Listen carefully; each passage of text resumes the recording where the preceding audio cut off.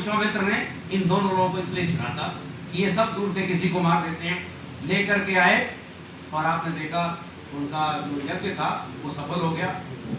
सवाल था यहाँ पर विज्ञान का कि ये जो उन्होंने यज्ञ किया उससे क्या निकलता, उसमें क्या फायदा हो। अब आता है यहाँ पर बातचीत साइंस की थोड़ी सी, ये जो वेदी थी पूजा की, देखिए उन्होंने तो किया था भगवान राम के लिए, लेकिन आज की डेट पे बच्चे पैदा होते हैं तो उसी के चारों तरफ जो यज्ञ होता है, जो हवन होता है, हम जीवन पद्धति में लेते हैं। शादी आपकी होती है तो 7 बार जो घूमते हैं वो भी विश्वामित्र का देन है, और गलती से दुनिया से जाना है तो चीता भी विश्वामित्र है। तो आपने पुराना गाना सुना होगा, जीते लकड़ी मरते लकड़ी, देख तमाशा लकड़ी का।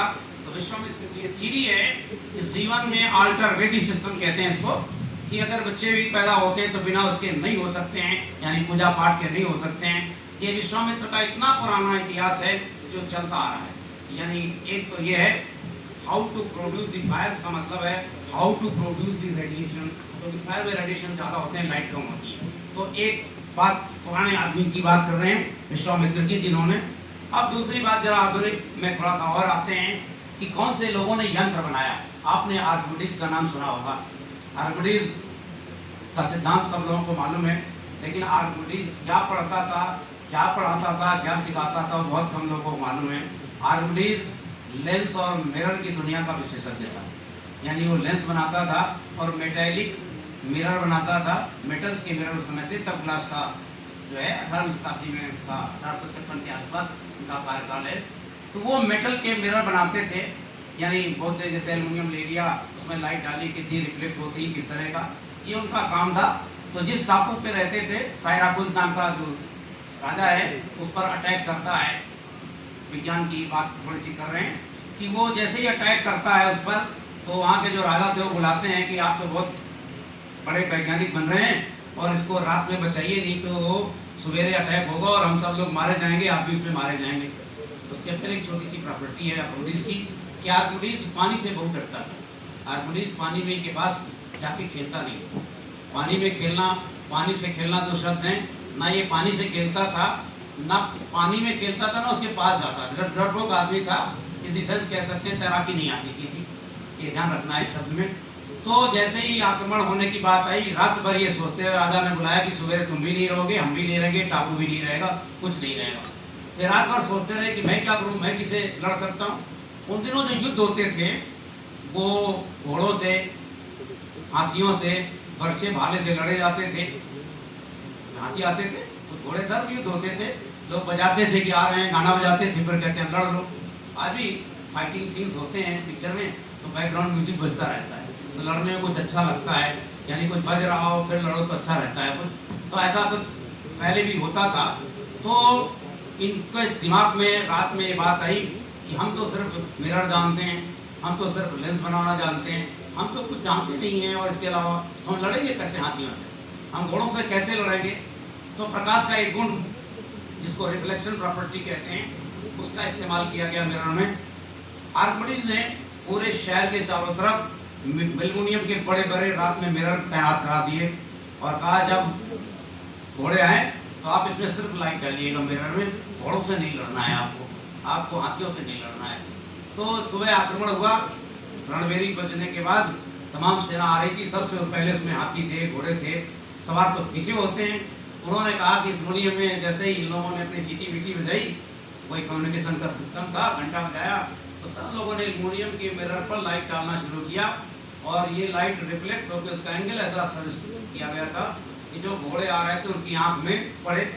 सारे घोड़ों की आंख में आंख चकमका करके घोड़े एक के ऊपर एक गिर गए।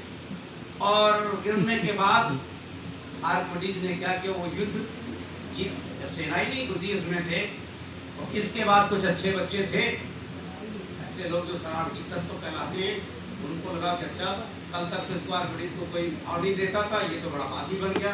वो उसको उठा करके कंधे में लेकर के ढकारा लगा रहे थे चारों तरफ कि चलिए युद्ध जीत लिया, फिर वो कुछ खिलाया पिलाया जाए। तो शरारती तत्वों ने कहा तो बहुत बदमाश आदमी, इसका तो बड़ा नाम हो गया, उसको उठाया, उठा के फेंक दिया पानी में। प्रॉपर्टी थी कि आर्किमिडीज को तैरना नहीं आता था। तो आर्किमिडीज जैसा आदमी अब क्या करे, तो लगा ढूंढने वहीं पर। जब वो डूब रहा था तो और लोग तो परमात्मा का नाम लेते, इसने परमात्मा का नाम नहीं लिया। इसने तो अब कुछ और लेना शुरू किया, कुछ और सोचना शुरू किया, मर तो जाएंगे, चलो और कुछ डिस्कवरी कर लेते हैं तो कर लेते हैं। तो आप देखते जब वो नीचे जा रहा था तो उसका वेट कम हो रहा था, लाव वहाँ निकलता है। यानी एक्सपेरिमेंट था कुछ और, निकला कुछ और। यूरेका की आवाज़ आती है और उसको लग रहा था मेरा वेट कम हो रहा है। लोगों ने उसको निकाल लिया। जब यूरेका यूरेका चिल्लाया तो लोगों ने सोचा इसको कुछ नीचे और हीरा मोती मिल गए, उसको फिर खींच लिया बाहर। और बाहर आता है तो लिखता है, उसका नाम है आर्किमिडीज का सिद्धांत, जो आप लोग पढ़ते हैं। तो उसको मरने की चिंता नहीं थी, पानी में डूब रहा था, उसको फीस की चिंता थी कि क्या हो रहा है, मेरा भार कम हो रहा है। उस समय भार के बारे में ज़्यादा पता था। तीसरी घटना था उन्हें, यानी साइंस है क्या था इसमें, इंस्ट्रूमेंट इंपॉर्टेंट थे, मिरर इंपॉर्टेंट थे, लेंस इंपॉर्टेंट थे, लाइट की प्रॉपर्टी इंपॉर्टेंट थी, रिफ्लेक्शन, बाकी प्रॉपर्टी छोड़ देते हैं, ये नहीं पढ़ाया जाता है क्योंकि बाद में वो रिफ्लेक्शन का लाभ किसी और ने दिया था। तो रिफ्लेक्शन का लाभ तो मालूम है, स्नेल का आपको मालूम है, ये ना हो करके उसको आर्किमिडीज के प्रिंसिपल के रूप में। तीसरी बहुत महत्वपूर्ण बात है, सर जगदीश चंद्र बोस का नाम सुना होगा आपने। सर जगदीश चंद्र बोस कलकत्ता के जिस मकान में रहते थे उनके सामने एक मंदिर था। उस मंदिर में तब और अब भी करीब करीब कुछ जगहों पर टाइम अलग अलग है, 7 बजे घंटा बजता था, पूजा होती थी और सभी लोग पूजा में सम्मिलित होते हैं। बहुत से छोटे बच्चे होते हैं तो उनको सम्मिलित या तो नज़दीक में वो छोड़ देते हैं, नहीं मम्मी पापा कहते हैं घर में ही करो या वहीं से करो। तो जगदीश चंद्र बोस बहुत छोटे थे, क्लास 3 में पढ़ते थे। उनके प्लाट में, उनके मकान में, उनके बंगले में एक नारियल का पेड़ था। जब वो घंटा बजता था मंदिर में पूजा का, तो वो जो है ये बालक जो है बाहर से देखता था, सुनता था। अभी भी बच्चे सुनते हैं बहुत से, तो प्रसाद पड़ा करता है तो लोग खाने वाने चले जाते हैं। तो जब भी घंटा बजता था वो नारियल का पेड़ झुक करके भगवान की मूर्ति जो भी मंदिर में थी उसको प्रणाम करते थे। उसके बाद जैसे ही घंटा बंद हो जाता था वो फिर खड़ा हो जाता था। जैसी बोस जी उसको देखते थे, इसके साथ ऐसा कैसे होता है। उनको समझ में ये बात नहीं आती थी कि ये नारियल को प्रणाम करता है, हम तो समझ में आता है, लेकिन ये बालक बुद्धि चलती रही। और जब वो खुद बड़े हुए सीखा उन्होंने, तो उन्होंने स्ट्रेस और स्ट्रेन कर्व जो होती है, यानी लिविंग ऑर्गेनिज्म में और नॉन लिविंग दोनों में, जीवित और मृत चीज़ों में प्लॉट किया। तो बहुत से लोगों ने स्ट्रेस स्ट्रेन कर्व पढ़ी होगी इलास्टिसिटी में, उसको प्लॉट किया तो देखा कि दोनों में परफेक्ट रिलेशनशिप है। जैसी इंसानों में, जानवरों में आती है वैसी ही जो है पेड़ पौधों में भी आती है। और उन्होंने कंक्लूजन निकाला जिसका नाम था कि पेड़ों में भी जीवन होता है। उसके पहले किसी ने नहीं निकाला था। यानी एक में हमने क्या किया, पूजा की, यानी वहाँ पर साउंड वेव थी, कुछ दीपक जलता है, वहाँ पर भी लाइट आ गई। और कौन उसमें से इंटरेक्ट करता है, पेड़ इंटरेक्ट करता था, पेड़ उसको नमस्ते करता था। तो लाइट और मैटर के बीच में इंटरेक्शन होता था। यानी ये 3 तरह की चीज़ें। एक सोर्स ऑफ रेडिएशन कौन बनाएगा, कैसे बनेंगे, आगे आते हैं थोड़े समय बाद। तो जो फर्क दिखाई थी आपको, वो सोर्स ऑफ रेडिएशन के लिए बहुत इंपॉर्टेंट थी। 99 साल से अगले साल नारा जा रहा है, लाभ जिंदा है। दुनिया का पहला स्रोत है जो पिछले 100 साल से जिंदा है, बनाया गया इलाहाबाद में। आपको जानकर ताजुब हो रहा होगा क्या उपयोगिता है, थोड़े समय के बाद आएंगे। बहुत से प्रकाश के स्रोत होते हैं, ऐसा नहीं है कि कोई है। एक नेचुरल सोर्सेज हैं और दूसरा आर्टिफिशियल या man made sources. Natural sources में सूरज है, सन, दूसरा मून, तीसरा स्टार, रेडियो गैलेक्सीज, या बहुत और भी चीज़ें सम्मिलित हो सकती हैं जिनको हम नहीं जानते। उनमें से फायर फ्लाइज हैं, घास के कुछ कीड़े होते चमकते हैं, स्टार फिश हैं, या ऐसे और बहुत से। लेकिन अगर तुलनात्मक दृष्टि से देखें तो सन में जितनी एनर्जी होती है, अगर उसको फोटॉन के टर्म्स में बात करें, तो उससे 10⁶ टाइम कम होती है चंद्रमा में। चंद्रमा की जो चमक है वो इतनी कम होती है, या चंद्रमा के कंपेरिजन जो स्टार्स हैं वो और 10⁶ टाइम कम होते हैं। आज के समय में कुछ नई चीज़ें आ रही हैं। अब बड़ा सवाल उठता है कि ये जो तमाम लोग आध्यात्मिक हैं, इनसे कैसे निपटा जाए। तो एक पैरिटी हमने बनाई है। पैरिटी का मतलब एक टेबल बनी है नीचे, पहले इसकी बात करेंगे। जैसे अध्यात्म में आत्मा नाम की चीज़ एक बहुत बड़ी चीज़ है। हर चीज़ में आत्मा, आत्मा, सोल जिसको कहते हैं, वो कुछ लिखा हुआ है। लेकिन जब हम फिजिक्स पढ़ेंगे तो ये दूसरा शब्द आएगा अणु, एटम, पैरिटी है दोनों में। जैसे आत्मा, एक इंसान के लिए अध्यात्म में आत्मा की जरूरत होती है। कुछ शब्द पहले लगाएंगे, परम शब्द लगा दिए आत्मा के, तो क्या बन जाता है? परमात्मा, यानी गॉड या डिवाइन जिसको कहते हैं, बन जाता है। लेकिन वही परम शब्द जब अणु में लगाते हैं तो क्या बन जाता है? परमाणु। वन टू वन रिलेशनशिप है। तो इसकी बात करेंगे। ये प्रेतात्मा आपने पढ़े होंगे, क्या सुने होंगे? भूतों का नाम आपने कुछ सुना होगा। उनमें वैराइटीज है प्रेतात्माओं में, अभी बात कर रहे हैं जो है। तो प्रेतात्माओं में के प्रेत हमने शब्द जोड़ा था और आत्मा जैसे प्रेतात्मा बन गया। और इसी तरह अगर वहाँ प्रेताणु शब्द है, इनको हम टॉक्सिक एलिमेंट कहते हैं। ऐसे बहुत से होते हैं जो आपको नुकसान पहुंचाते हैं, टॉक्सिक मॉलिक्यूल्स होते हैं। ऐसी बहुत सी चीज़ें जो आपको नुकसान पहुंचाती हैं किन्हीं कारणों से।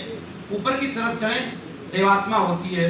ऐसे लोग जो भले होते हैं, इनको डेविल्स कहते हैं, एंजल्स कहते हैं।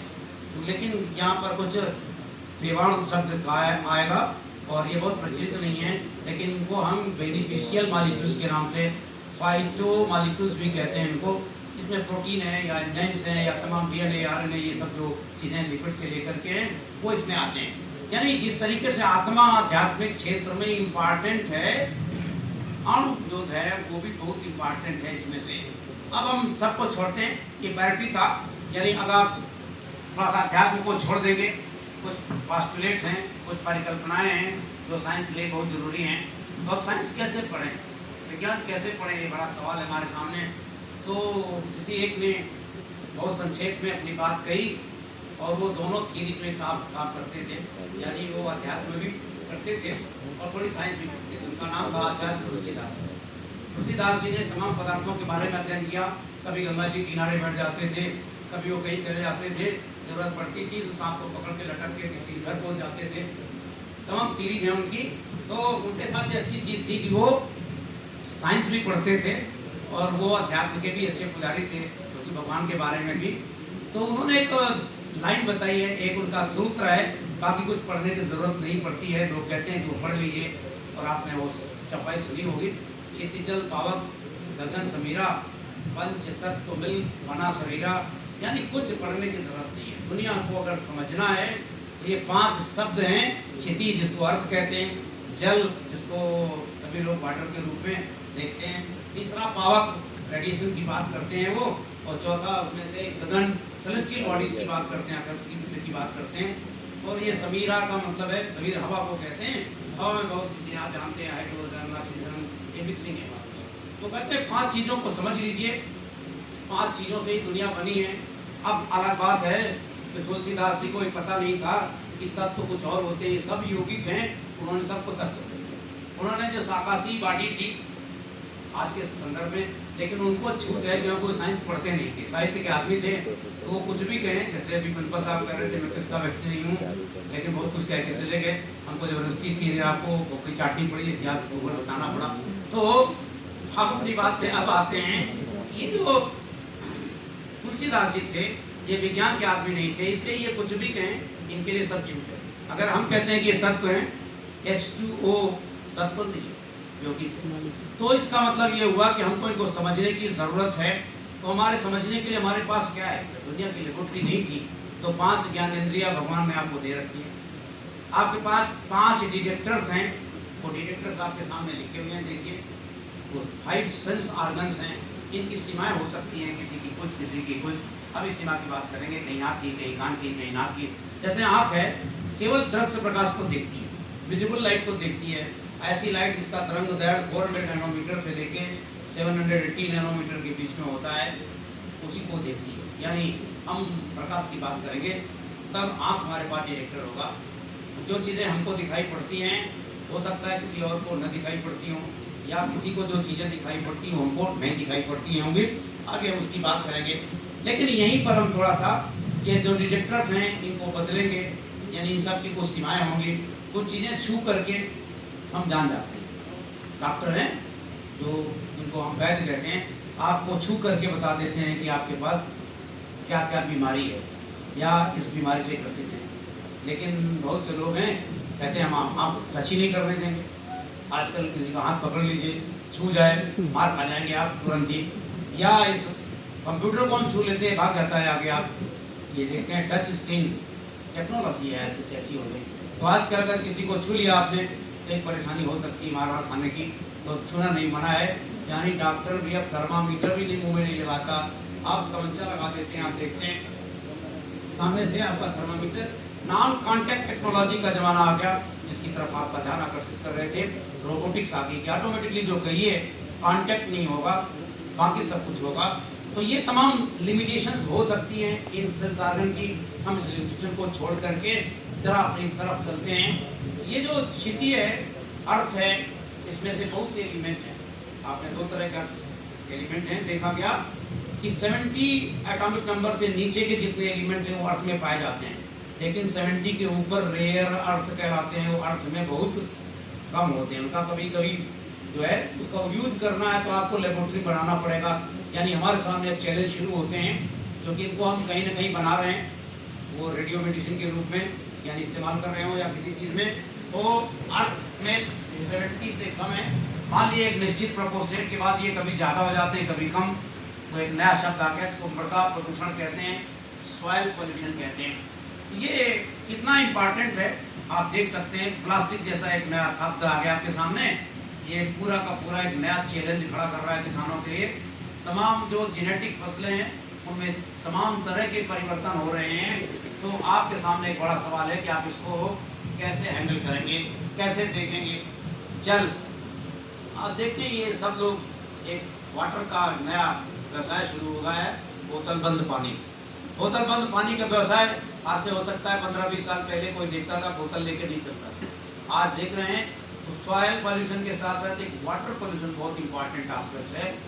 और यहीं पर बात कर रहे थे कि 50 करोड़ लोग अगर देश में हैं या देश में आए या देश भर के इकट्ठा होकर इलाहाबाद आए तो गंगा जी का पानी शुद्ध रहेगा कि नहीं, ये बड़ा सवाल खड़ा हो गया। ये इलाहाबाद वालों को पानी पीने के लिए मिलेगा, क्योंकि अगर सब पानी लेके गंगा जी का चले गए तो गंगा जी फिर सूख जाएंगी, फिर कोई दूसरा भगीरथ पैदा करना पड़ेगा। अभी तो समस्या थी कुछ नहीं, शंकर भगवान अपने बालों में से गंगा जी को बचा के ले आए थे, वो जमीन पर ले आए। लेकिन अब कौन सी टेक्नोलॉजी होगी, क्योंकि गंगा में पानी नहीं रहेगा, पानी में हाइड्रोजन होता है और शंकर भगवान के बालों में कार्बन था, कार्बन और हाइड्रोजन का बांध बना के उन्होंने अपनी जटाओं में उनको बुझा लिया। लेकिन अगर हाइड्रोजन खत्म है H2O का, तो फिर वो गंगा जी जो है शंकर भगवान के चंगुल से भी बाहर निकल के आ सकती है, क्योंकि वो बांध बनेगा नहीं, तो बाल के अंदर रह नहीं सकती हैं या रुक नहीं सकती। तो एक जो नया वाटर पोल्यूशन की समस्या है वो आप सबको करनी है। आपका रोल यहाँ इम्पॉर्टेंट होगा कि माघ मेला में कुछ ऐसी जागरूकता पैदा की जाए, अवेयरनेस पैदा की जाए कि पोल्यूशन कम हो। वरना 2 महीने के बाद आने वाले लोग तो चले जाएंगे, जो यहाँ रहने वाले हैं उनके लिए नई समस्या खड़ी होगी। बहुत तरह के पॉल्यूशन हैं, 3 तरह के नए पॉल्यूशन गंगा जी में जुड़ रहे हैं, वाटर में जुड़ रहे हैं।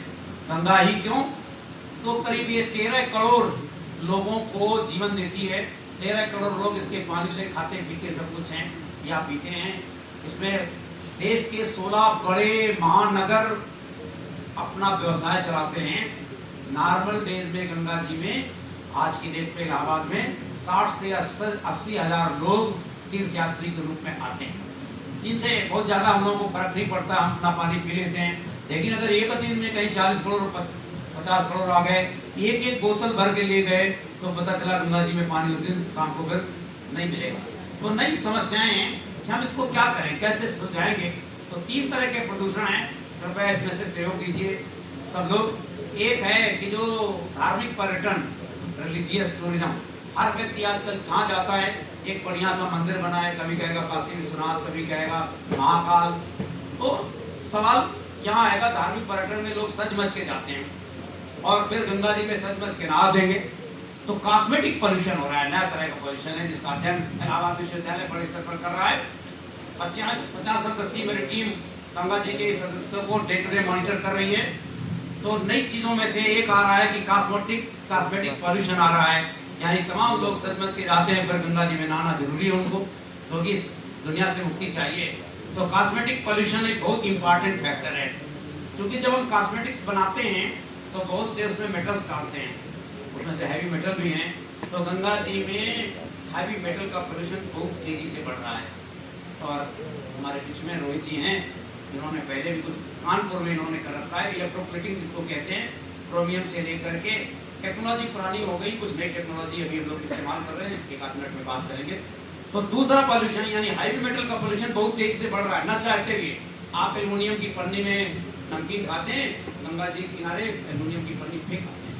एल्युमिनियम का अमाउंट बहुत तेजी से गंगा जी के पानी में बढ़ रहा है, या ये कहें मेटेलिक पॉल्यूशन बहुत तेजी से बढ़ रहा है। इसको रोकना है, या इसको कम से कम नाप करके उस काउंटर एक्ट करना है।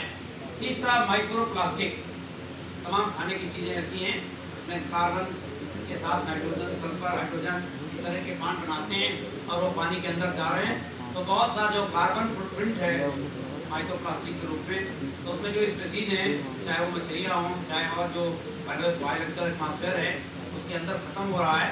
तो फिर उससे कुछ गर्मी, सर्दी, या जिसको ग्लोबल वार्मिंग कहते हैं, या टॉक्सिसिटी कहते हैं, गंगा जी का पानी पिएंगे तो तमाम तरह के कैंसर जैसी चीज़ें हो सकती हैं। यानी ये सब चीज़ें भी एक साथ हो रही। हमारे लिए बड़ा चैलेंज होगा कि गांव पूरे शहर भर के लोगों को गंगा जी के क्षेत्र में पुलिस जाने नहीं देगी, तो मदन कैसे करेंगे? हम कैसे वहाँ से पानी लाएंगे, कैसे लेबोरेटरी में स्टडी करेंगे? तो हमारी ड्रोन टेक्नोलॉजी है, जहाँ ड्रोन जाएगा ये सब काम ड्रोन से हम लेने वाले हैं। तो जिन दिनों पर हमको प्राइवेशन रूल से गुजरना होगा, ये ड्रोन से सैंपलिंग की जाएगी और सेटेलाइट से मॉनिटरिंग की जाएगी। एक 50 सदस्यीय बड़ी टीम है जो इसको मॉनिटर कर रही है अभी से। तमाम उसमें MSc के भी बच्चे हैं, BSc के भी बच्चे हैं, कुछ अध्यापक भी हैं उसमें से, और एक हाई क्वालिटी डाटा हम प्रोड्यूस करने वाले हैं।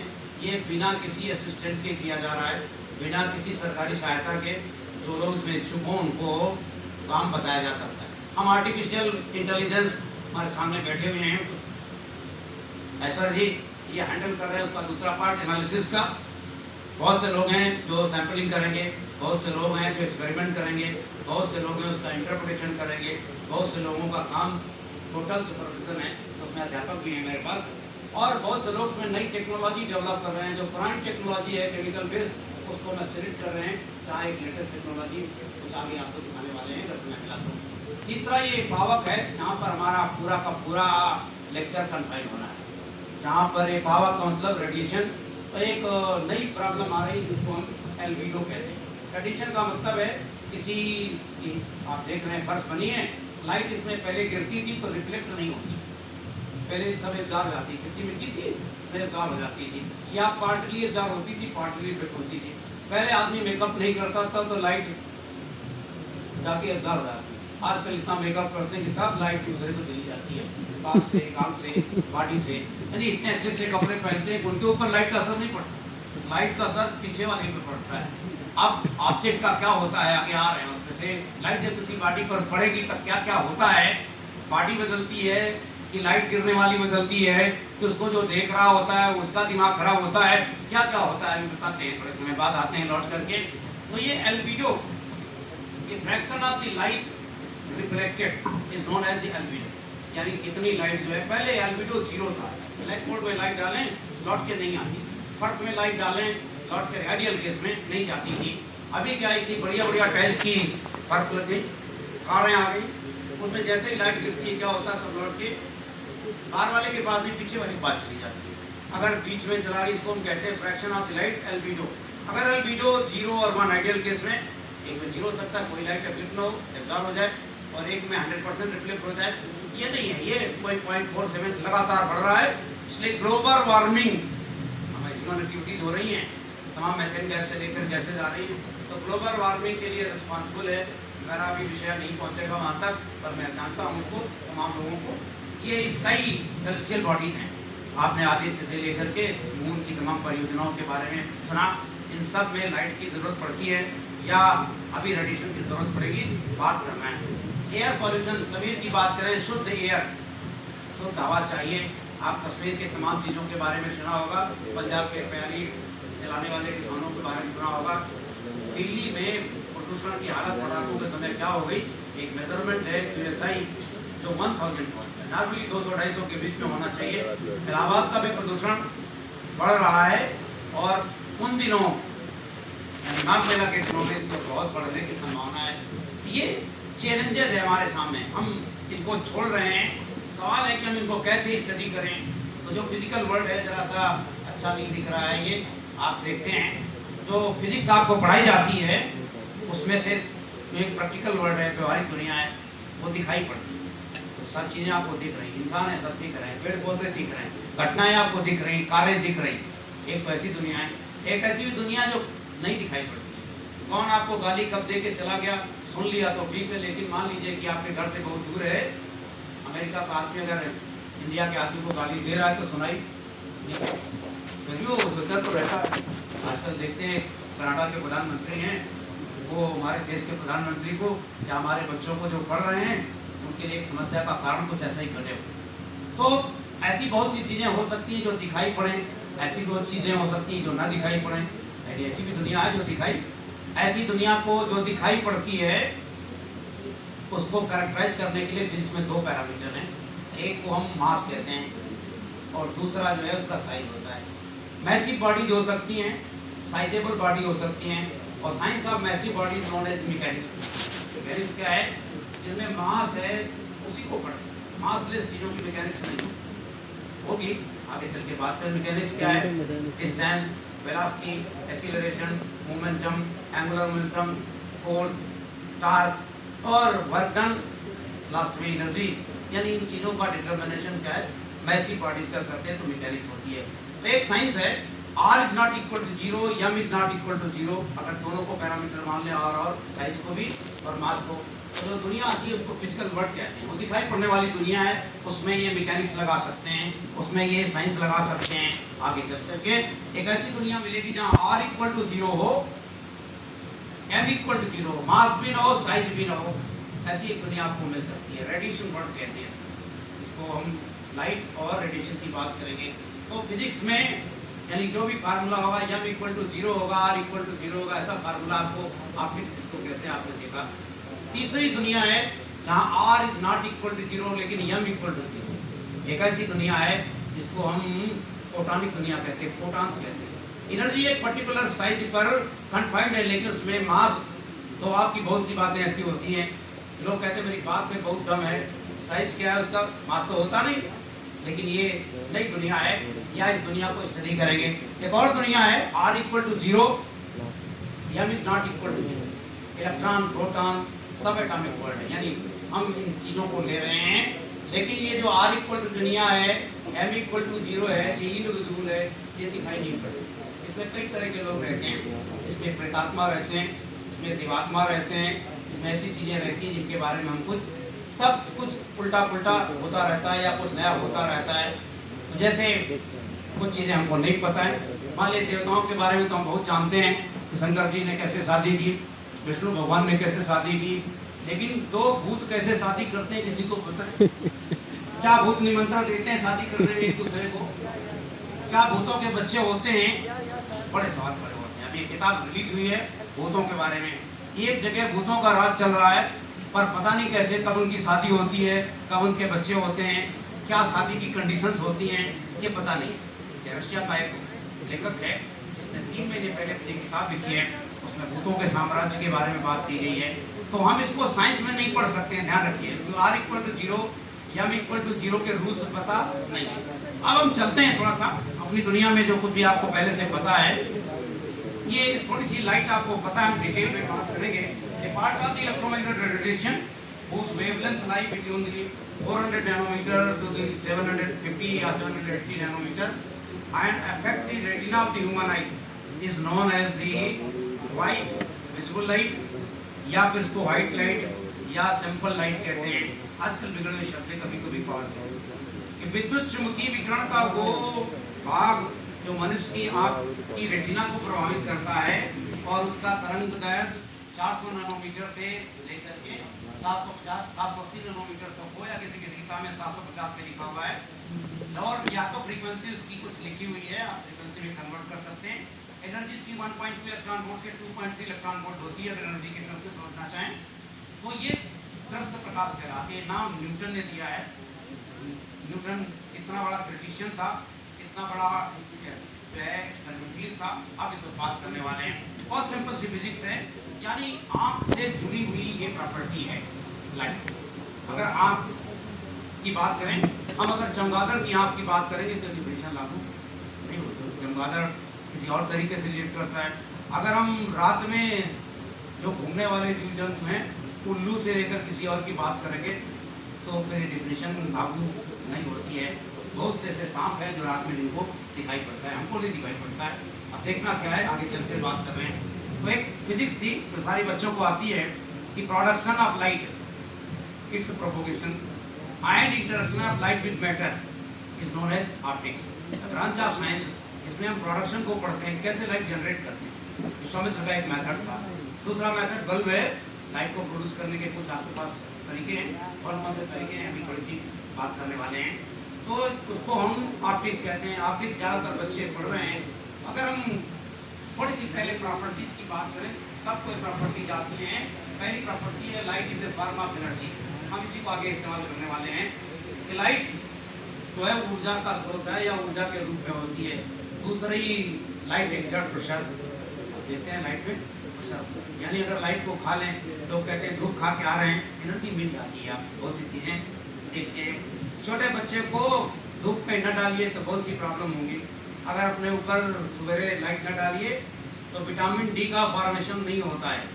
आपने देखा होगा कि कंपल्सन है कि 45 मिनट्स, वैसे तो 48 मिनट लिखा गया है डॉक्टरों ने, लेकिन उसको बदल के 45 कर दिया गया है कि हर व्यक्ति को प्रतिदिन 48 मिनट्स धूप में रहना कंपल्सरी है। अदरवाइज विटामिन डी की कमी हो जाएगी। बाहर से आपको विटामिन डी लेना पड़ेगा।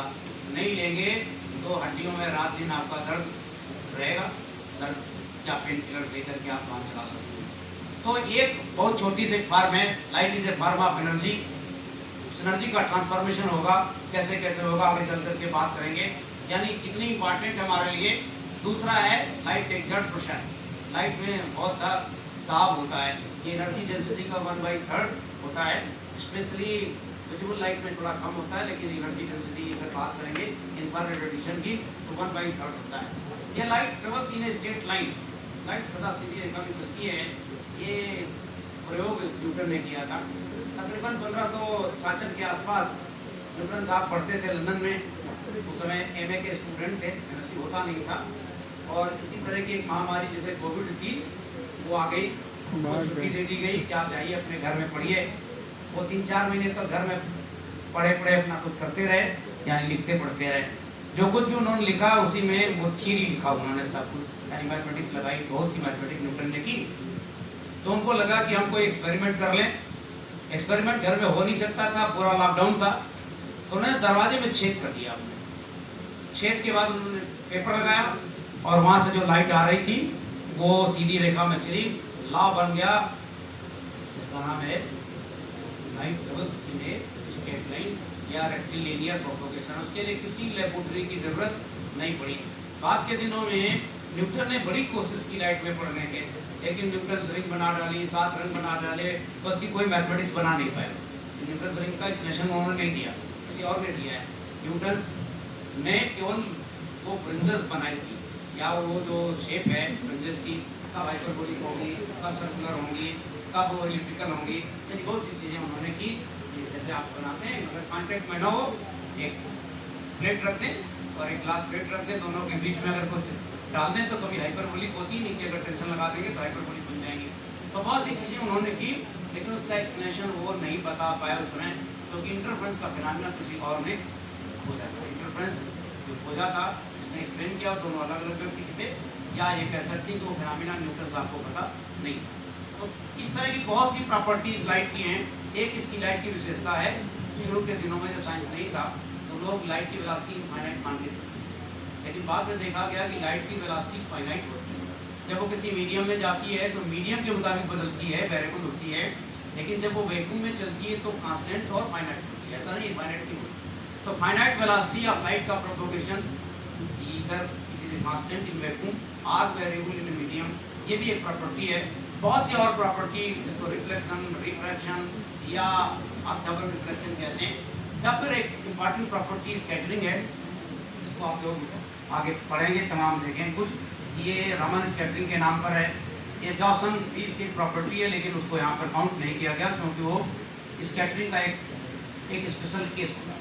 तो इंटरफेरेंस हमने पढ़ा, modification intensity due to the superposition of two जो है आइगन्स वेव फ्रंट कह सकते हैं या इंसिडेंट वेव फ्रंट। तो इंटेंसिटी कम और ज़्यादा होने की प्रक्रिया जो है वो दो लाइट के सोर्स हों तो उसको जो है इंटरफेरेंस कहते हैं। Sir modification intensity due to the superposition of secondary wave, primary wave में अगर सुपरपोजिशन हो और मॉडिफिकेशन हो तो उसको इंटरफेरेंस कहते हैं। लेकिन सेकेंडरी वेव में अगर सुपरपोजिशन हो रहा है और मॉडिफिकेशन इंटेंसिटी हो रहा है तो उसको डिफ्रैक्शन कहते हैं। सेकेंडरी वेव तभी होगी जब प्राइमरी वेव होगी। इसका मतलब इंटरफेरेंस और डिफ्रैक्शन एक ही साथ, इंटरफेरेंस तो अकेले हो सकता है लेकिन डिफ्रैक्शन ऑलवेज अकम्पनीड होगा इंटरफेरेंस। सेकेंडरी वेव तभी बनेगी जब प्राइमरी वेव होगी। आपने वेव फ्रंट का कॉन्सेप्ट पढ़ा होगा, locus of such a point which are in the same phase. ऐसे बिंदुओं का बिंदु पर जो समान कला में होते हैं उनको कहते हैं तरंगाप वेव फ्रंट। बहुत सी शेप हो सकती हैं, वो हो सकता है कि सर्कुलर हो, वो हो सकता है सिलेंड्रिकल हो, वो हो सकता है प्लेन वेव फ्रंट हो, वो हो सकता है स्फेरिकल हो, वो डाइवर्जिंग हो सकता है, वो कन्वर्जिंग के सब तो उपयोग हैं अलग अलग। यानी लेजर में प्लेन वेव फ्रंट होता है, आप तमाम पिक्चर के लोग इस्तेमाल करते हैं सिलेंड्रिकल वेव फ्रंट इस्तेमाल करते हैं, वो बाकी किसी को नहीं दिखा। सिलेंडर में पड़ने वाला आदमी आप देखते हैं लंबा सिलेंडर जैसा एक लाइट आती है, तो कुछ इस तरह के तमाम एप्लीकेशन आएंगे। लेकिन एक तीसरा ग्रुप ऑफ एप्लीकेशंस है, पोलराइजेशन के बाद भी बात करेंगे कि ये जो फोटो इलेक्ट्रिक लाइट किसी मटेरियल पर डाल दें, सुटेबल फ्रीक्वेंसी की है, उससे इलेक्ट्रॉनों का एमिशन, इलेक्ट्रॉन निकलना शुरू हो जाते हैं। अब इन इलेक्ट्रॉनों को क्या करते हैं, आपने देखा कि हम फोटो इलेक्ट्रॉन कहते हैं इनको, इनसे करंट बनाते हैं, इसको फोटो इलेक्ट्रिक इफेक्ट कहते हैं। और ये बहुत सी चीज़ें हैं किसी न किसी रूप में जो है डिवाइस के रूप में आपके सामने है, जिसमें अल्बर्ट आइंस्टीन को पुरस्कार मिला था। इसी तरीके से काउंटर इफेक्ट केवल समझने के लिए लिखा गया कि लाइट में काउंटर इफेक्ट नहीं होता है, फिनोमेना होता है चेंज इन जो वेवलेंथ है इतनी कम होती है कि लाइट की कंपोजिशन बहुत कम होने की वजह से इस्तेमाल होती है, लेकिन ये फिनोमेना होता है। तो एक्सरेज की जरूरत पड़ती है हमको, क्योंकि आगे चल करके कुछ रेडिएशन के बारे में बात करना है। एक इम्पॉर्टेंट आस्पेक्ट रामन इफेक्ट या रामन स्कैटरिंग, ये मटेरियल्स में आजकल बहुत इस्तेमाल की जा रही है, या बहुत से स्पेक्ट्रा आपके सामने आएंगे। ये कुछ हम दिखाना चाहते थे आपको, लाइट सोर्सेज किन्हीं कारणों से नहीं चल रहा पाएगा, ये शायद यहाँ पर ये नहीं चलेगा यहाँ पर। तो जो बहुत सी प्रॉपर्टीज आपने देखी, various properties, facts and phenomena जो भी थे लाइट से संबंधित, इनको एक्सप्लेन करने के लिए तीन अलग अलग थ्योरीज हैं, जिसमें जो भी फिनोमेना थे वो कुछ पढ़ाए जाते हैं आपको। वो तीन अलग अलग थ्योरी हैं। पहला है ज्योमेट्रिकल थ्योरी और ray optics, direction of propagation of light energy. Light में एनर्जी थी तो जिस डायरेक्शन में एनर्जी चलती है उसको हम रे ऑफ लाइट कहते हैं। What is ray of light? Direction of propagation of energy जो है उसको हम रे ऑफ लाइट कहते हैं। लाइट कुछ नहीं, इसको आप दिखाते हैं तो क्या दिखाते हैं, एनर्जी प्रोपोगेट कर रही है ना। वो तमाम चीज़ें इस थ्योरी को बहुत इंपॉर्टेंट है। जितने फिनोमेना लाइट के थे उसमें कुछ को एक्सप्लेन करती है, यानी ये एनर्जी का फॉर्म है इसको एक्सप्लेन करती है, ये फाइनाइट वेलोसिटी को पार्टली एक्सप्लेन करती है, वैक्यूम को नहीं एक्सप्लेन करती है, बाकी सबको फाइनाइट वेलोसिटी को मटेरियल की एक्सप्लेन करती है। लेकिन ये सबसे ज़्यादा फिजिकली कहाँ इंपॉर्टेंट है, इमेज कैसे बनती है। तमाम जो ऑप्टिकल इंस्ट्रूमेंट हैं, लेंस है, मिरर है, प्रिज्म है, या तमाम ऐसी सर्फेसेज जिनको ऑप्टिकल सर्फेसेज आजकल कहा जाता है, उसमें इलेक्ट्रोप्लेटिंग सर्फेसेज यानी किसी मेटल पर हमें लगा देते तो मिरर का काम करती है। तमाम आयल सर्फेसेज हैं जो मेकअप करते हैं लोग, तेल लगा करके, दूसरा आकर के कुछ ना कुछ बात करता है, क्यों करता है, वो सरफेस में इमेज बनती है उसकी, यानी बड़ा सा पेंट कर दीजिए। आयल सर्फेसेज बहुत इंपॉर्टेंट हैं आज के डेट में, पेंट सर्फेसेज बहुत इंपॉर्टेंट हैं। एक नई तरह की दुनिया आ गई है जिसका नाम है मिल्क सर्फेसेज। सारे भगवान लोगों को दूध से नहलाया जाता है, तेल से नहलाया जाता है। आपने देखा ये रे ऑप्टिक्स का कमाल है। वहाँ पर आप जब नहला रहे होंगे तो आपकी एक ब्लर्ड इमेज बनती है और लोग उसी को कहते हैं ये देखिए भगवान आ गए। तो वेरी इंपॉर्टेंट, यानी ये उसी में नहीं है, ये किसी और में भी, शंकर भगवान की जटाओं में भी ये इमेज बनती है। आपके नाखून को पेंट कर देंगे तो नाखून भी मिरर का काम करता है। ये नेल पेंट से लेकर के तमाम की नई दुनिया इकट्ठा हो रही है। हम गाड़ी का बोनट पेंट करते हैं, खुद को देखते हैं। हम दीवार को पेंट करते हैं, दीवार में फिगर बनता है, ये कुछ लाज हैं उसके मुताबिक। तो जो फॉर्मेशन ऑफ इमेजेस हैं वो रे ऑप्टिक्स से एक्सप्लेन करते हैं। अब इमेजेस की कहाँ इंपॉर्टेंस है, इस थ्योरी की कहाँ इंपॉर्टेंस है? तो ये थ्योरी कमर्शियली 3 रूपों में बिकती है, बेची जाती है। पहला है फोटोग्राफी, क्या बिकता है वहाँ इमेज, रिकॉर्डेड इमेज जो है। आप देखिए कुछ लोग ऐसी फोटोग्राफी करते हैं कि लोगों को परेशान करते हैं। कुछ लोग ऐसी फोटोग्राफ लेके चलते हैं, देखिए आधे बच्चों के बीच में, तो अगर परीक्षा देने जा रहे हैं तो भगवान की, सरस्वती की फोटो लेके चलते हैं। जेब में तलाशी लीजिए, बहुत से लोग अध्यापक हैं तो वही फोटो निकलती है, लेकिन अगर परीक्षा ना हो तो किसकी फोटो निकलती है ये आपको पता होगा। तो ज़्यादातर लोग किसी न किसी की फोटो डाल के रखते हैं। फिर आजकल फोटो टैग करते हैं, कुछ ऐसा लिख देते हैं उसमें। देखते हैं आप, 2 लोग हमारे देश में ऐसे हैं जिनकी फोटो के बारे में बहुत लिखा जाता है। एक नाम है बहुत चर्चित आदरणीय राहुल गांधी जी का, और पप्पू। वो कुछ भी कहते हैं तो उसमें से उनकी कोई भी फोटो है रोज किसी न किसी रूप में निकलती रहती हैं। एक आदरणीय प्रधानमंत्री नरेंद्र मोदी जी हैं, बड़ो बाबा जिनको कहते हैं, वो कहीं न कहीं आप जाते हैं, उसको कार्टून देखते हैं, वो सो सारी आज तक में आता है। तो देखिए उनकी कैसी कैसी इमेजेस बनती हैं, कैसी कैसी फोटो बनाते हैं, देखने में मजा आता है। ये तो फोटो का चलता फिरता है, तो फोटोग्राफी की हिस्ट्री फोटोग्राफी, लेकिन वीडियोग्राफी होती है, फोटो चलती है, बदलती है।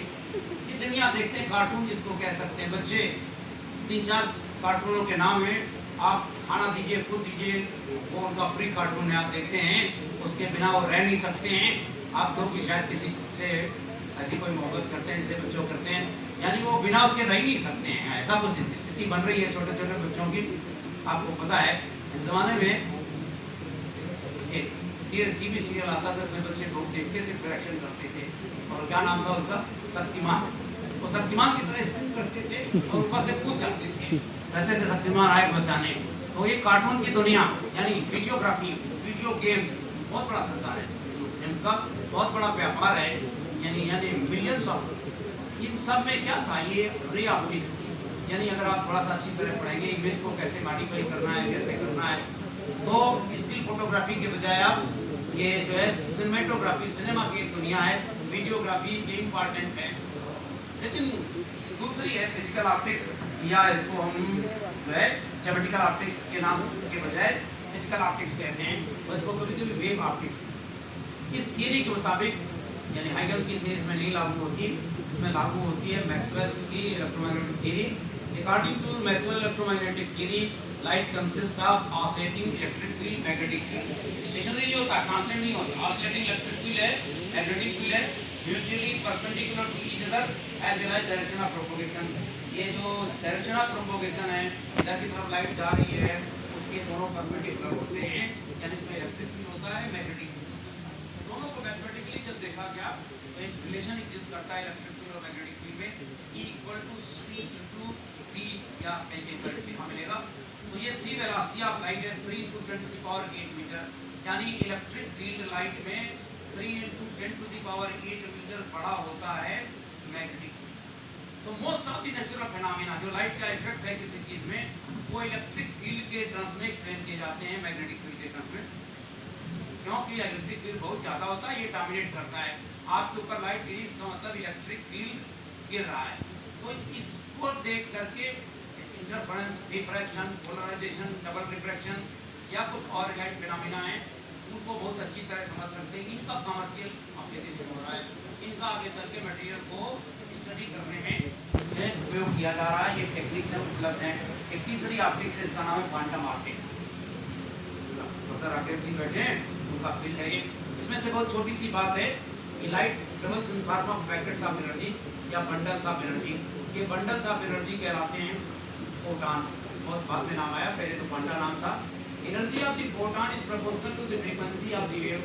फ्रीक्वेंसी ऑफ द वेव के प्रोपोर्शनल होती, यानी इसमें मास तो नहीं होता, लेकिन और एक इफेक्टिव रेंज होगा इसका कुछ। और ये बताती है कि जब लाइट किसी मैटर पे गिरती है तो इंटरेक्ट करने के बाद क्या क्या होता है। लाइट में मल्टीप्लिकेशन होता है कि मटेरियल में, क्या दोनों के बारे में इंफॉर्मेशन देगी। तो बहुत सी थ्योरीज हैं जो एक्सप्लेन करती है। एक थ्योरी है जिसको हम वेव कहते हैं, बहुत तरीके से हम इसको एक्सप्लेन करते हैं। तो वेव थ्योरी की हम बात करेंगे, यानी the world is full of wave. दुनिया तरंगों से भरी हुई है, तरंगे ही तरंगे दुनिया में। Some of them can be seen, उनमें से कुछ को देख सकते हैं, जैसे हम लाइट वेव को देख सकते हैं। Some of them can be heard, उनमें से कुछ को हम सुन सकते हैं, साउंड वेव को सुन सकते हैं, और कुछ को हम देख और सुन दोनों सकते हैं। सम ऑफ देम, जैसे ये वाटर वेव्स हैं, वहीं पर आप बैठिए, कल का झरना जिसको कहते हैं, वेव भी दिख रही है और साथ में आपको आवाज भी दिखाई पड़ती है। तो दुनिया में तरंगे ही तरंगे हैं, कुछ को हम देख सकते हैं, कुछ को हम सुन सकते हैं, कुछ को देख और कुछ को सुन सकते हैं दोनों। लेकिन कुछ ऐसी जिनमें से ना हम देख सकते हैं ना सुन सकते हैं, उनके डिस्ट्रक्टिव इफेक्ट हमारे सामने आते हैं, उनके हार्मफुल इफेक्ट हमारे सामने हैं, और उनको हम लैंड मास वेव कहते हैं। उसमें से है अर्थक्वेक, वोल्केनिक इरप्शन, इनके नुकसान आपके सामने होंगे, लेकिन ये होते हैं। बहुत सी प्रॉपर्टीज हैं वेव की, सब छोड़ते हुए एक प्रॉपर्टी हमारे लिए इंपॉर्टेंट है, जिसको हम वेलोसिटी कहते हैं। वेवलेंथ होगी, फ्रीक्वेंसी होगी, सबकी इंपॉर्टेंस होगी कहीं ना कहीं, लेकिन अभी हमारे लिए इंपॉर्टेंस है वेलोसिटी ऑफ द वेव। जो वेव की वेलोसिटी है on the basis of the magnitude of the velocity. ये वेव को दो भागों में क्लासिफाई किया क्या, एक है मैकेनिकल वेव और दूसरा है इलेक्ट्रोमैग्नेटिक वेव। तो मैकेनिकल वेव कौन सी वेव है, सबने पढ़ रखा है। Such types of the wave which require medium for its propagation, ऐसी वेव जिनको माध्यम की आवश्यकता होती है उनको मैकेनिकल वेव कहते हैं। They are produced by the oscillation of the, जो गलत लिखा है, नेचुरल शब्द लिखा है, वो नेचुरल की जगह न्यूट्रल होना चाहिए। Mechanical waves are produced by the oscillation of the neutral particle.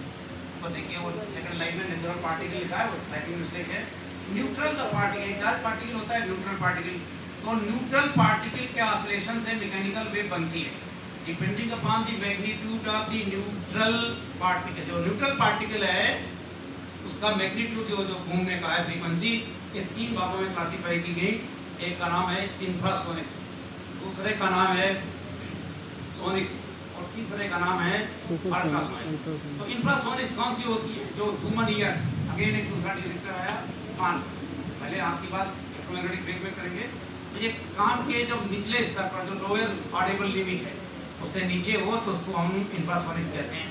20 hertz से नीचे की जो वेव्स हैं उनको हम इंफ्रासोनिक्स कहते हैं। ये आदमी को सुनाई नहीं पड़ती है, तो फिर सवाल उठता है कि किसको सुनाई पड़ती है। कोई बात ऐसी है जो आपको नहीं सुनाई पड़ती है, इंफ्रासोनिक्स अगर फ्रीक्वेंसी ऐसी हो गई तो नहीं सुनाई पड़ेगी। तो नीचे हमने कुछ लिखा है, देखिए, बहुत से सर्टेन प्लांट्स हैं वो सुनते हैं। बहुत से लोग हैं पूरे पेड़ों की पूजा करते हैं, पीपल में चले जाते हैं, तुलसी की पूजा करते हैं, कुछ लोग आंवले की पूजा करते हैं, कुछ केले की पूजा करते हैं। सर्टेन प्लांट्स हैं, इनके सामने बोलना नहीं है। आप जब प्रार्थना कर रहे हो, जल चढ़ा रहे हो, दीपक चढ़ा रहे हैं, तो करते हैं, आगे आ रहे हैं भी, तो वो बात आपकी बिना कही हुई जो मन के अंदर है वो ये पेड़ पढ़ लेता है, वो डिटेक्ट कर लेता है। सर्टेन प्लांट हैं, सभी पेड़ नहीं। आप बबूल का पेड़ रखते हैं और कहते हैं कि मेरी बात सुन ले, नहीं सुनेगा, तो आपको प्रार्थना करने के लिए एक पर्टिकुलर प्लांट जिसमें एक प्रॉपर्टी होती है, किसमें होती है, बाकी के लोग ढेर सारा बता सकते हैं, इसकी हो गई। दूसरा है कि बर्ड्स हैं, बहुत से लोग आपकी मन की बात, कबूतर उसमें आता है, आपके और भी तमाम है, तोता, मैना, बुलबुल, देखा तमाम पुराने जमाने में आते थे। ये सब क्यों पाले जाते थे, क्योंकि आपके मन की बात दूसरे को कह देते थे या आपके मन की बात को ये पढ़ लेते थे। तो बहुत से ये जीव जंतु हैं, कैटल्स हैं, बहुत से जानवर हैं जो आपके मन की बात पढ़ लेते हैं। नेवला, आपको डर लग रहा है, पढ़ लेता है। मोर, बिल्ली, इन सबको डिटेक्ट करने की इंफ्रासोनिक्स की कैपेसिटी है। हम बात करेंगे पर्टिकुलर जिम्मेदारी की, और जिसमें है कुत्ता, डॉग्स। ये बहुत रेंज को डिटेक्ट करता है, 5 हर्ट्ज से लेकर के बहुत दूर तक डिटेक्ट करता है, यानी डॉग्स 5 हर्ट्ज की फ्रीक्वेंसी को डिटेक्ट करता है। मच्छर 1 हर्ट्ज को डिटेक्ट करता है। मोत, जो घास के कीड़े होते हैं, आपको पहचान लेते हैं कि आप जा रहे हैं। 1 हर्ट्ज फ्रीक्वेंसी बहुत कम होती है, केवल और केवल, यानी मच्छर आप जरा सा करवट लेते हैं कि आपका मुंह कहाँ है, ढूंढ लेते हैं अंधेरे में और काटते हैं मुंह में जा करके। आप मच्छरों की विशेषता देखिए कि आपने जरा सा भी इधर से उधर चद्दर खिसकाया तो काटेगा वही जहाँ खुला होगा, ऐसे नहीं काटता। तो उनको भी कुछ गार्ड गिफ्टेड है, बात करेंगे समय आया तो, कि उनको 1 हर्ट्ज फ्रीक्वेंसी कहाँ से आती है। यानी वो लोग कहते हैं कि मच्छर पता नहीं कहाँ से पता लगा लेते हैं, तो 1 हर्ट्ज फ्रीक्वेंसी पैरों की चलने से आपकी पहचान को मिल जाती है, तो कुछ डिटेक्ट करता है। 5 हर्ट्ज फ्रीक्वेंसी हाथी डिटेक्ट करता है। इंडोनेशिया का हाथी अरुणाचल प्रदेश के हाथी से सवेरे सवेरे बिना टेलीफोन के बात करता है, क्या हाल चाल है इंडिया का आजकल। 5 हर्ट्ज फ्रीक्वेंसी को एलिफेंट डिटेक्ट करता है। वो एक हाथी दूसरे हाथी से कहता है भागो यहाँ से मार हो जाएगी, या तुमको पकड़ लेंगे या कर लेंगे। ये पक्षियों की विशेषता है। एक कुत्ता अगर अटैक कर रहा है तो आपके ऊपर 50 कुत्ते हो सकता है अटैक कर रहे हो। ऐसे तमाम लोग हैं जो इंफ्रासोनिक्स को डिटेक्ट करते हैं। ऐसे बहुत से सांप हैं वो इंफ्रासोनिक्स को डिटेक्ट करते हैं। यानी इंफ्रासोनिक्स में फ्रीक्वेंसी बहुत कम थी, लेकिन लिमिटेशन है कुछ कि जरा सा भी गलती हुई, आपने मोटरसाइकिल स्टार्ट की तो उसकी भी कोई फ्रीक्वेंसी होगी, तो हो सकता है कि जो जानवर है वो कंफ्यूज हो जाए इस में। यानी ये जो तमाम है, सर्टेन प्लांट्स हैं, बर्ड्स हैं, कैटल्स हैं, एनिमल्स हैं, these waves are very important for the non-verbal communication। किसी से बिना शब्दों के बात करना चाहते हैं, बच्चे को कर दीजिए, ऐसे दिखा दीजिए, बड़ी बड़ी आंखें लोग करते हैं। फ्रीक्वेंसी थी जो जनरेट कर रहे हैं आप, इंफ्रासोनिक की फ्रीक्वेंसी थी, तो देखिए बच्चे भाग जाते हैं। मम्मी लोग इसका बहुत इस्तेमाल करते हैं, यहाँ दिखा देते हैं। और इसके सबसे बड़े जानकार बजरंगबली थे। वो मुक्के में से इंफ्रासोनिक का इस्तेमाल करते थे, यानी कोई पता भी नहीं लगाता था, जय श्री राम करके ठोक देते थे। आप जय श्री राम में आएंगे आगे चल करके। ये जो तमाम इंफ्रासोनिक्स हैं, यानी नॉन वर्डी कम्युनिकेशन, हमको मशीन से बात करनी है। हमारा सवाल था रोबोट में, तो जब रिसर्चेस शुरू हो रही तो हम इसको इस्तेमाल कर रहे हैं, नॉन वर्डी कम्युनिकेशन। आप बच्चा कहता है हम रोने वाले हैं, एक तो मम्मी से कहे कि हम रोने वाले हैं, दूसरा वो मुंह बना के दिखा देता है, सब लोग मान जाते हैं कि रोने वाला है। आप देखते हैं कुछ लोग ऐसे भी होंगे, चॉकलेट देने वाले हैं, उसको मालूम हो जाता है कि चॉकलेट देंगे कि नहीं। बहुत से जानवर है, गाय, आप ऐसे हाथ में रोटी लेके आते हैं, दौड़ करके आपकी रोटी ये छीनती नहीं है। कुत्ते को रोटी दिखाइए, ये क्या था, जेस्चर था। अगर किसी जानवर से बात करना है, मैमेलियंस में स्पीशीज अलग है, सेम होमोसेपियंस है, जानवर बात कर लेंगे। हमको जानवर से बात करनी है तो इस वेब की जरूरत पड़ती है।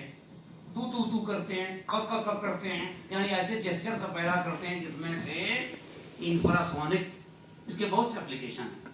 यानी मान लीजिए जानवर एक रख लें, उसको ट्रेन कर दें, तो सारे भगवान एक एक जानवर रखते हैं। शंकर भगवान भी सांप को रखते थे अपने पास। आप जी दुर्गा जी को देखेंगे, नंदी जी को देखेंगे, किसी को देखेंगे, सारे भगवानों के पास एक तो आदमी रहता है जो इंफ्रारेड को डिटेक्ट करता है। या तो पेड़ रखे होंगे, सर्टेन टाइप के प्लांट्स थे, बिना उसके उनका काम नहीं चलता, क्योंकि वो तो आदमी की आवाज सुनते थे। सुनने के लिए तीसरे आप नंदी भगवान, कोई सांप भी हो सकता है, कोई शेरा वाली है, देखिए शेर, चीता वाली या कुछ भी कह लीजिए, जितने भगवान हैं वो सब के सब एक आध को बगल में रखते हैं। अभी नाम लेना मेरे लिए थोड़ा सा नहीं, कुछ बताना चाहता हूँ आपको। तो यानी तमाम जो देवी देवता लोग हैं उनमें से चलिए एक ही बात कर लेते हैं। कुछ लोग अगर बहुत कुछ हैं, तो बम्बई में एक बहुत बड़ा मंदिर है गणेश भगवान का, या लड्डू खाते हैं लोग, क्या नाम है उसका, सिद्ध विनायक मंदिर, बड़ा प्रतिष्ठित है, सभी लोग जाते हैं। वहाँ पर 2 चूहे रखे हुए हैं गणेश भगवान के प्रिय।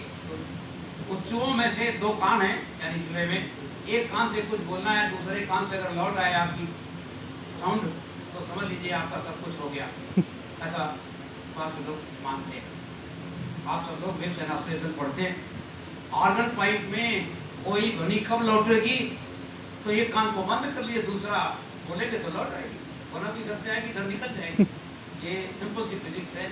लेकिन वहाँ इतना बढ़िया बेवकूफ़ बनाते हैं कि हर आदमी लाइन लगा कर उसमें खड़ा रहता है। बच्चे तो उस पर चढ़ के बोलते हैं कि हम, बता दिया जाता है कि क्या क्या पूछना है तुमको, तुम्हारी शादी होगी कि नहीं, या हम पढ़ेंगे कि नहीं, या क्या बनेंगे। तो फिजिक्स का जो प्रिंसिपल है वहाँ साउंड के बारे में था। तो बहुत सी और चीज़ें हैं, यानी नोट्स और एंटी नोट्स कैसे बनते हैं, तो उसको कैलकुलेट करेंगे। तो बहुत मशहूर मंदिर। लेकिन वहाँ पर ये सब ऐसे तमाम और मंदिर हैं। अगर आप उड़ीसा में चले जाएं, एक जगह सन के रेडिएशन को सेंटर किया जाता है, काल सर्प योग होता है। बड़े लोग हैं, एक आदमी की प्रॉपर्टी है कि अगर कुछ ग्रह नक्षत्र आ जाते हैं तो उसका समय अच्छा नहीं चलता, तो काल सर्प योग कहते हैं। काल सर्प योग में कोई भी चीज़ करेंगे तो अनिष्ट होता है उसमें। लेकिन वहाँ पर मंदिर में चले जाइए, उसकी पूजा होती है, तो उन्होंने सन के रेडिएशन को कन्फाइंड किया है, अपने आप आग जलने लगती है। फोकसिंग करेंगे, आगे बात कर रहे हैं। ये तमाम बर्ड्स हैं, तमाम कैटल्स हैं, आप अपने साथ रख सकते हैं। तमाम हाथी जैसे लोगों बैठते हैं, महावत की बात सुनता है, महावत पैर से उसको कुछ दबाता है, प्रेशर से कुछ वेव जनरेट करता है और वो हाथी उसी तरह का काम करता है। हाथी झंडा मांगता है, हाथी किसी बच्चे को लेके इधर से उधर जा सकता है। हाथी मेरा साथी एक पुरानी पिक्चर है, आप देखेंगे तो बड़े कारनामे होंगे। मेरी मेहरबानियाँ तो कुत्ते देखेंगे आप तो सब कुछ नहीं है। या मर्द में बादल का नाम सुना होगा, शायद घोड़ा है, अमिताभ बच्चन के साथ चलता है, या तमाम और कहीं पर सांप भी मिलेंगे। ये इंफ्रासोनिक्स का कमाल है। आज हम इसको मशीन के साथ नॉन वर्डी कम्युनिकेशन के साथ इस्तेमाल करेंगे। इसमें सब लोग परिचित हैं, ये ऑडिबल वेव्स हैं, 20 से 20 किलोहर्ट्ज़ के बीच में होती हैं। वर्डी कम्युनिकेशन किसी एक से के साथ बात करना है कि स्पीसीज के लोगों से कोई प्रॉब्लम नहीं है, ये कान से सुन सकते हैं। छोटे बच्चे थोड़ा सा साउंड जो है स्किन से भी डिटेक्ट करते हैं, उनके बॉडी के अंदर बहुत सी चीज़ें हैं। पुराना लिटरेचर कहते हैं कुछ लोग माँ के पेट में भी जो बातें होती हैं उनको डिटेक्ट करते हैं, यानी नज़दीक की जो चीज़ें हैं, ऐसी चीज़ें तो कान की लोअर लिमिट है उसको भी डिटेक्ट कर लेते हैं। जो लिक्विड जो है वो कुछ कन्वर्ट करता है, बेबी को टर्बुलेंस जो है वो टर्बुलेंस कन्वर्ट करता है ऑडिबल लिमिट में। तो बहुत सी चीज़ें ऑडिबल लिमिट में सबको मालूम, इसलिए इसको छोड़ते हैं। आज के समय में ये थेरेपी के रूप में इस्तेमाल होता है। किसी से कोई न बात करे, एक्सपेरिमेंट बताते हैं मोबाइल पर। बहुत पहले फ्री में, यानी 1 to 1 फ्री, पहले तो पैसा पड़ता था, सुनने वाले को भी पैसा देना होता था, बोलने वाले को। आजकल सुनने वाले को कोई पैसा नहीं है, अनलिमिटेड टॉक जिनको कहते हैं, सबके पास ज़्यादातर ऐसे प्रोग्राम है। तो मान लीजिए किसी से आप 2 घंटे रोज बात करते रहे, ऐसे लोग हैं, मम्मी से रोज बात करते हैं कि दिन भर में क्या हुआ, आज ये लेक्चर है, यानी सब चाट डाला, खोपड़ी खा डाली, तो जरा कुछ करेंगे अभी चल करके, लेकिन अपनी बात में इसको सम्मिलित कर लेंगे, ठीक है। तो जब हम लगातार किसी से बात करते हैं, इलेक्ट्रोमैग्नेटिक रेडिएशन था, मोबाइल में माइक्रोवेव था, हम आगे आएंगे में। तो अगर हम लगातार किसी से बात करते रहे 3 महीने तक और 30 मिनट से लेकर के जितनी देर तक बात करते हैं, वो आदमी एडिक्ट हो जाएगा, एडिक्ट हो जाएगा कि आप बात करें। मान लीजिए गलती से 4 दिन बाद नहीं बात करिए, आप मम्मी से बात करते हैं, पापा से बात करते हैं, और आप लगातार बात करते हैं 3 महीने तो रोजे बात करते हैं, और एक दिन बात न करिए, फिर देखिए मजा आपको क्या क्या क्या शब्द बोलते हैं, आपको मर गए थे क्या, कहाँ गए थे, क्या हुआ। यानी ये कुछ नहीं था, गलती से मोबाइल का कमाल था, बैटरी ऑफ हो जाए या ऐसी परिस्थितियों में जहाँ नेटवर्क न लगे, तो जो सुनने वाला आदमी है उसकी पोजीशन क्या होती है। और क्राइम देखते हैं तो जैसे लोग हैं जो इस्तेमाल करते हैं, तो लगातार 3 महीने तक बात करने से ब्रेन में क्या क्या होता है, थोड़े समय बाद आएंगे हम, अभी एडिक्ट हो जाता है आदमी, क्या क्या दिक्कतें होती हैं।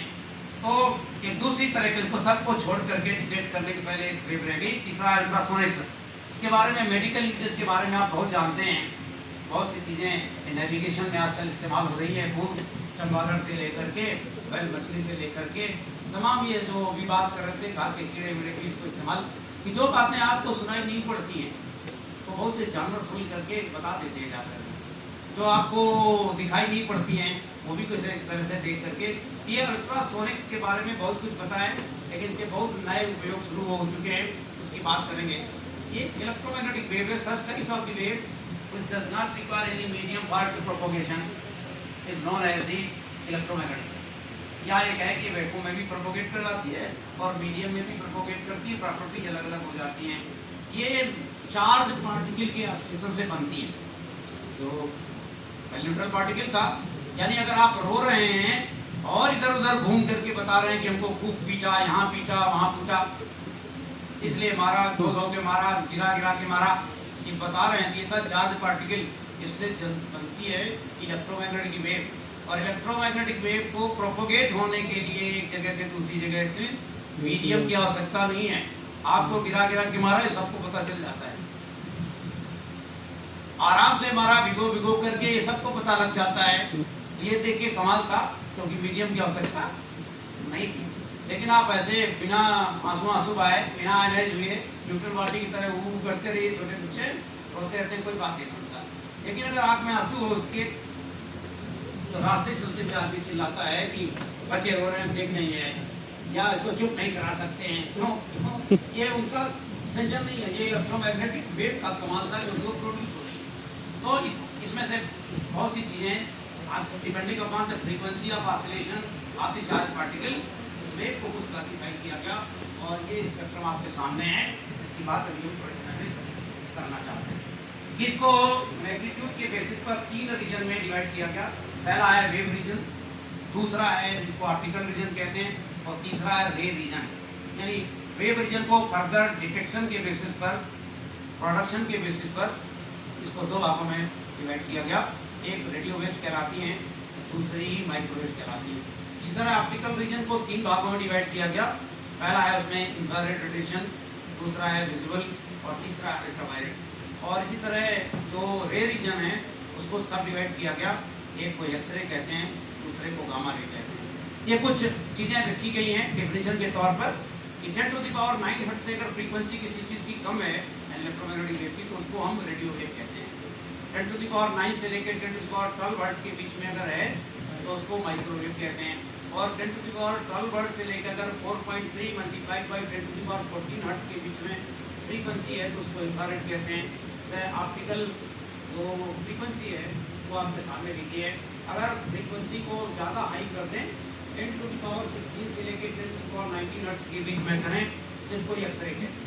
और गामा रे की फ्रीक्वेंसी जो है बहुत हाई हो सकती है, या ये कह सकते हैं कि 10 टू द पावर 19 से लेकर 10 टू द पावर 22 हर्ट्ज के बीच में corresponding energy equal to h से निकाल सकते हैं। माइक्रोवेव रेडियो वेव की एनर्जी बहुत कम होती है।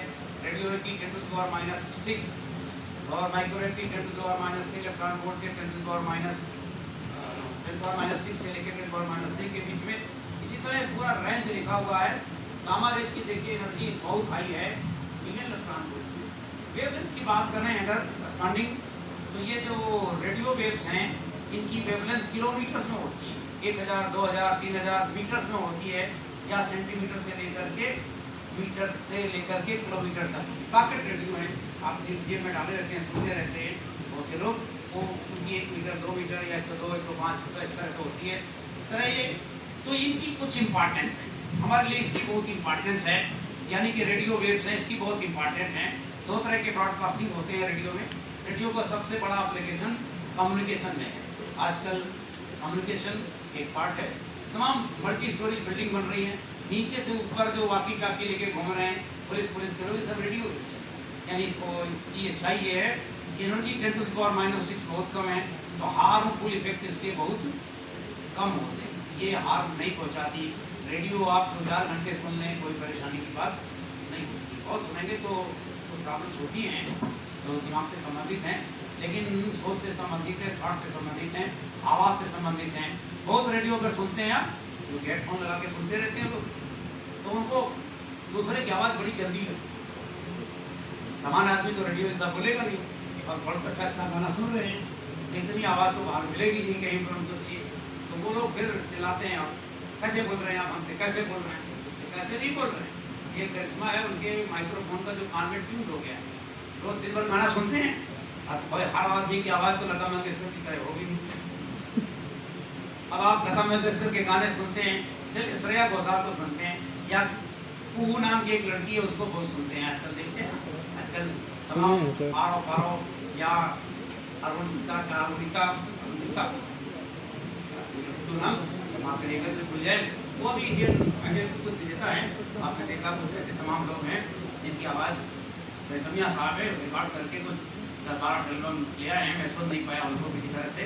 तो पॉइंट ये जो तमाम साउंड की जो ईयरली होना चाहिए, फ्रेंडली होना चाहिए, वो नहीं होती है, क्योंकि वो स्टूडियो साउंड है जहाँ नॉइस को हम सप्रेस करते हैं। मैं 2000 के आसपास रेडियो के प्रोग्राम बनाता था, तो उसमें मेरे साथ यही सबसे बड़ी दिक्कत होती। जब मैं वॉइस ओवर करता था, खुद अपनी आवाज़ डालता था, तो उसमें इतने फिल्टर लगाने पड़ते थे कि मैं खुद सुनता था तो मेरी आवाज़ ही गायब हो जाती। नेचुरली वो कभी आती नहीं, मिक्सिंग करनी पड़ती है साउंड को, यानी ये निकाल दीजिए, वो कर दीजिए, ये बड़ा है, वो छोटा है, ये सब करना पड़ता है। तो जो लोग रेडियो की दुनिया में पॉलिटिक्स के ऊपर काम करते हैं, तो रेडियो प्रोपोगेशन का एक बहुत बड़ा माध्यम है, कम्युनिकेशन का, संचार का बहुत बड़ा माध्यम है। और आजकल जो मल्टी स्टोरीज, जो कंपनीज, जो सेक्टर है, कंपनी सेक्टर, हेल्थ सेक्टर, यहाँ 1 से अधिक लोग काम कर रहे हैं, उनसे बातचीत करने का सबसे बड़ा साधन है।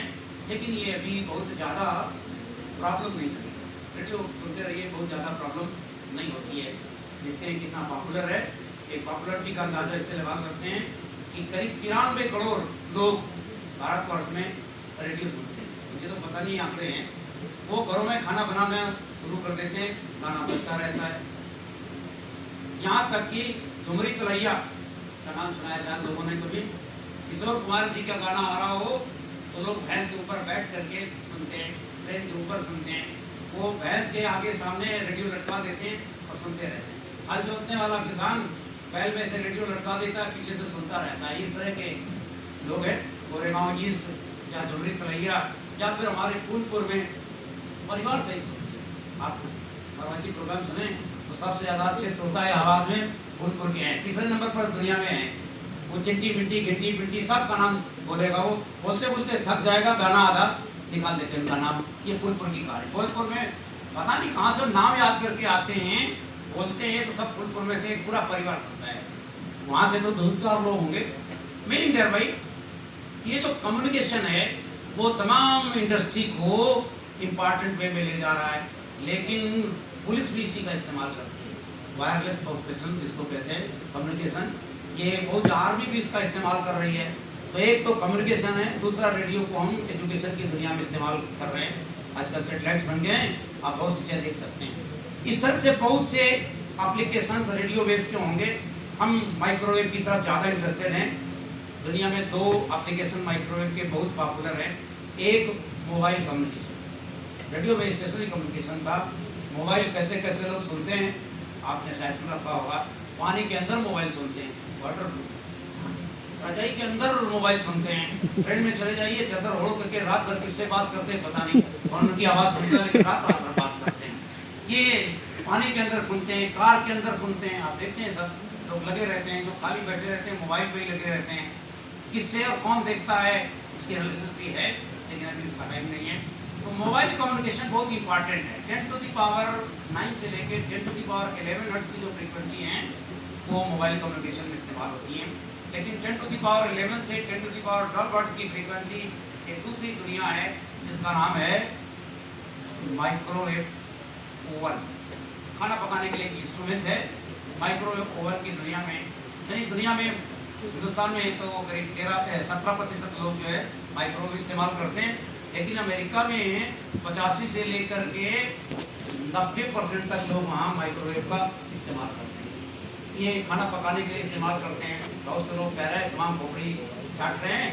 तो हिंदुस्तान में एक बड़ी अच्छी सी चीज़ है खाना बनाने से संबंधित, किसी के ऊपर नहीं है। अच्छा, जो नहीं बनाते हैं वो भी खुश, जो बनाते हैं वो भी खुश। लेकिन खाने के बहुत शौकीन सब लोग होते हैं। खाने का समय भी कुछ लोगों का हो गया है, इसलिए बात कहना जरूरी है। भारत में जो लोग हैं वो खाना खुद बनाते हैं और खुद खाते हैं। जैसा ज़्यादातर ऐसे हमारे यहाँ ऐसा ही ज़्यादा है। अभी स्विगी विगी का बिजनेस बड़ा है, जोमेटो का बिजनेस बड़ा है, लेकिन इतना ज़्यादा नहीं कि हम कहते हैं कि हमारे घर में ज़्यादातर लोग या आप में से ज़्यादातर लोग कुछ ना कुछ खाना बनाना जानते होंगे, थोड़ा अच्छा थोड़ा खराब। तो एक किताब लिखी गई, नाम था status of womens in India. Bharat में ज़्यादातर खाना अभी बनाने का ठेका महिलाओं ने ले रखा है। हम लोग हिंदुस्तान में ऐसा है, बाकी सब जगह पे नहीं है। बाकी सब जगह पे तो खाना बनाते ही नहीं, उनको आता ही नहीं। ये रहे हैं बाहर, पता नहीं अपना बनाते थे। हिंदुस्तानी बाहर रहते हैं तो खाना बनाते हैं क्योंकि बचपन से सिखा दिया जाता है। तो हमारे देश में महिलाएं अच्छा खाती हैं, बनाती नहीं। बड़ा कंट्रोवर्शियल है। आप थोड़ी देर के लिए मुझे, मैं प्रूव करूंगा उसको। ये आंकड़े हैं, यानी खाने के मामले में महिलाओं से ज़्यादा अच्छा कोई व्यक्ति बता देती है कि इसकी चाट अच्छी है, इसकी रोटी अच्छी बनी, इसका टेस्ट उनका बहुत अच्छा होता है। टंग जो है, जो सेंस था अगर वो बहुत स्ट्रांग होता है या देख कर क्या। लेकिन खाना बनाने वाले सबसे अच्छे मेल होते हैं, मेल कुक, क्योंकि सारे होटलों में मेल ही कुक बनाते हैं, आप सोच लीजिए। और कोई भी आदमी जब तक फीमेल नहीं फोर्स करेगी तब तक होटल जाता नहीं। ये लड़के हैं ना, इनको भी कोई साथी मिल जाए अपना अपनी एज वाला तो अभी 2 मिनट के अंदर सारा पैसा खिला देंगे, ना मिले अलग बात है। तो बड़ा सवाल उठता है, ऐसा ही घर पे है कि महिलाएं फोर्स करके होटल जाती हैं। परंपरा थी हमारे यहाँ, एक टूट रही है बड़ी अच्छी चीज, वो ये थी कि महिलाएं खाना खाने के बाद पतियों के खाती हैं। सेंटेंस था एक बड़ी अच्छी, मेरा बहुत पुराना सेंटेंस है, वैसे कुछ इस्तेमाल करता हूँ जब लोग ज़्यादा बोर होने लगते हैं तब। बहुत लिखा गया किताब में, थोड़ी मिस्टेक थी, उसको ठीक करने के लिए इसको बता रहे हैं कि भारतवर्ष में जो लोग रहते हैं उनको हम भारतीय पत्नियां कहेंगे। मतलब भारतीय पत्नियां मतलब भारतवर्ष में जो लोग रहते हैं उनकी पत्नियां, कोई भारतीय पत्नियां नई वैरायटी नहीं है। तो मतलब जो भारतवर्ष में रह रहे हैं, जिनकी शादी हो गई, उनकी पत्नियों से संबंधित एक ट्रेडिशन है कि भारतीय पत्नियां अपने पतियों के खाने के बाद खाती हैं। ये हमारी जीवन संस्कृति है, ये हमारे जीवन मूल्य हैं। लेकिन होटल में खाने की वजह से अब ऐसा नहीं होता है। अब तो दोनों लोग एक ही साथ खाना शुरू करते हैं। जब मंगा खाते हैं, तुम अलग डिश खाओ, हम अलग खाएंगे, उनको पैसा देना है। अब आजकल एक ही खाना सब लोग नहीं खाते, सब लोग अलग अलग खाते हैं। बच्चे कुछ अपना अलग लेके खाते हैं, मैडम लोग कुछ अलग खाते हैं। और अगर दो लोग बुजुर्ग चले गए गलती से, कोई गिरह हुई साल गिरह से लेके, तो अपना खिचड़ी खाते हैं। पर इसी एक ही ट्रे में सब कुछ होता है। किसी विद्वान ने लिखा, थोड़ी सी गलती हो गई, कि भारतीय पत्नियां अपने पतियों को खाने के बाद खाती हैं। ये थोड़ा सा मिस्टेक थी कि भारतीय पत्नियां अपने पतियों के खाने के बाद खाती हैं। ये सेंटेंस था, लिखते लिखते कुछ गड़बड़ा गया उसमें से, कि भारतीय पत्नियां अपने पतियों को खाने के बाद खाती हैं। किसी ने उस किताब को पढ़ा, कहा मैं तो हिंदुस्तान का हूँ, ये तो कहीं नहीं होता है। तो बड़ा सवाल ये है कि इनके एप्लीकेशंस कहाँ होंगे। तो हम एप्लीकेशन खाने की तरफ में ले चलेंगे। ये एप्लीकल एडिशन, ये बहुत सी चीजें आपके सामने हैं। अब सवाल उठता है कि इनका उपयोग कहाँ करेंगे।